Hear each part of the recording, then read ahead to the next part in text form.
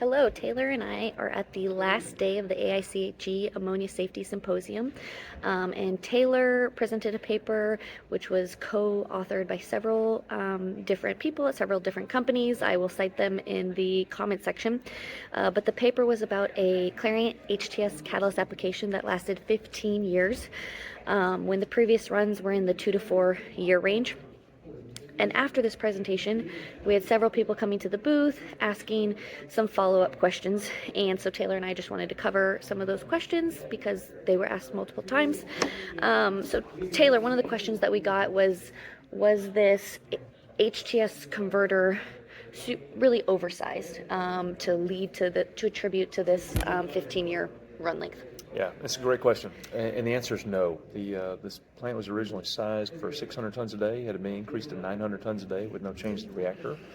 What we see across the board for most high shift temperature applications is a space velocity in that reactor of somewhere in the neighborhood of 3 to 5,000, and this was certainly within that range as well. So yes, the reactor was a nominal size for this plant throughput. So the space velocity and thus reactor size and catalyst volume were within the range of what we normally see. What do you attribute this long catalyst lifetime to? Well, that's another good question, and in this case, the catalyst and both operations did their job. I think that the plant had a very good, stable operation, and because the ShiftMax 120 has a very enhanced low temperature activity, that they were able to start off at a lower temperature and keep it there longer, which just meant that there was a little bit more runway for the life of this catalyst. It's also more efficient for a plant to start off like that. We don't generally see our plants that do this well can get down to 630, 635 Fahrenheit for a start of run inlet temperature to the high shift. And that does a few things. One is that that's a more efficient place for the plant to run. They're making more steam by sending all that gas through the waste heat boilers.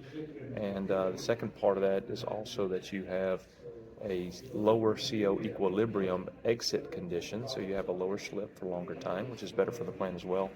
And of course, finally, is the catalyst impact, that you're starting off at a lower temperature and you save yourself more lifetime or have a chance at more birthdays on that catalyst in the end. So kind of the low temperature starting, but also just temperature optimization, running very stably, a combination of all these effects really attributes to the super long 15-year lifetime and a solid, awesome HTS catalyst from Clariant. Yeah, it's certainly one of these things that I think it exceeded their expectations and maybe even ours a little bit, but it's nice to see all that come together. And this catalyst is well known for long lives. Generally speaking, our customers enjoy longer lives and maybe an enhanced resistance to waste heat boiler upsets and leaks on the catalyst. This has been heralded at some of these very conferences like this by customers themselves, saying that this was our experience, and not surprisingly, it's one of the best known high shift catalysts on the market. And we all want the catalyst to last as long as possible, so it's awesome. That's right. Taylor, if somebody wants to see this paper or read this paper, who should they reach out to? Either one of us or a Clariant representative or anybody that you knew that came to the conference this year. They can send you a copy.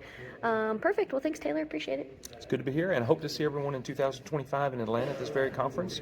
And also, the call for papers just opened up today, so if anybody's got interesting ideas, it'd be a great time to put an abstract in and hopefully get approved, and would love to see you in Atlanta 2025. Yeah, get your paper in and see you guys next year. Bye.